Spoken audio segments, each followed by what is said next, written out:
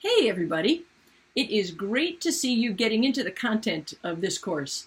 I'm Tina Bessius. I'm one of the designers and instructors in it, along with Mr. Staple, and we'll be alternating chances to speak to you a little bit about what's going on. And right now I want to highlight, first of all, that you're using Flipgrid really well. You've got the hang of recording your videos, and some of you are watching each other's videos and responding to them. And that's really good to see. You know, it's the interaction in this course that really makes it a course experience instead of just a whole heap of information. So take time to see what your peers in other states, in other countries, on other continents are really thinking about these topics. Some of you have watched the video with Dr. Beam, and you're posing great questions for him in the Flipgrid that lies below it. And I want to encourage you to watch each other's and to vote for the questions that you think are the best.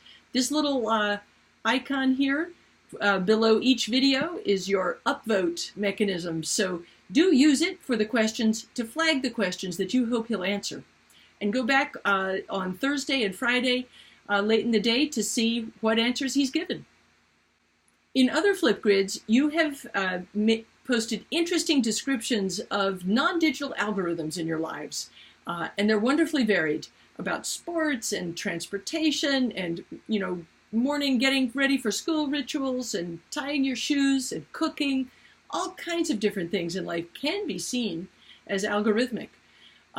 Cooking's an interesting one to me because there's a clear product that, you know, we all hope for, a delicious thing to eat. And sometimes we're very methodical and algorithmic in following a recipe, and sometimes we're a little more whimsical or even sloppy about it. So humans are sometimes more algorithmic in our actions than others. And in one of the other questions that you responded to was about Cathy O'Neill's concept of weapons of math destruction. You know, she is talking about some of the secret algorithms used in government agencies or in insurance companies and banks that really do harm to significant swaths of the population.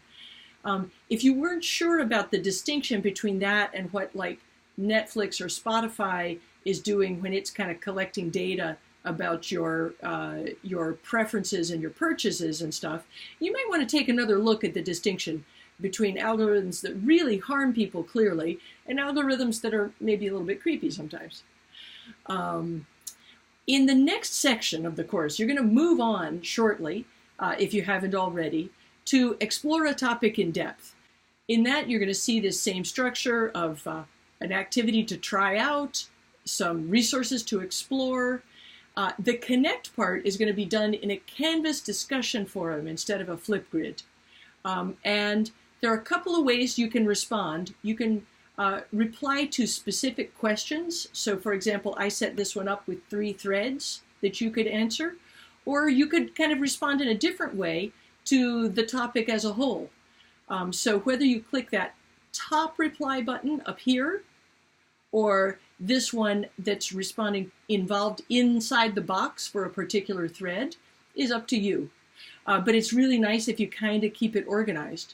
And you can also reply to somebody's reply. When we get this populated with more answers, you might well want to do that. And it really helps if you use somebody's name when you're replying to them. It makes it clearer for others to follow what's the thread of the conversation. So I look forward to seeing your ongoing work. If you have any questions, your classroom teacher might be able to help you. They have access to extra information about this course and how it works. And if they can't, or if you don't have a classroom teacher for this, please feel free to reach out to me or Mr. Staple. And the Canvas inbox right over here on the side of every Canvas page is the way you can do that. So good luck to you, and I'll see you online real soon.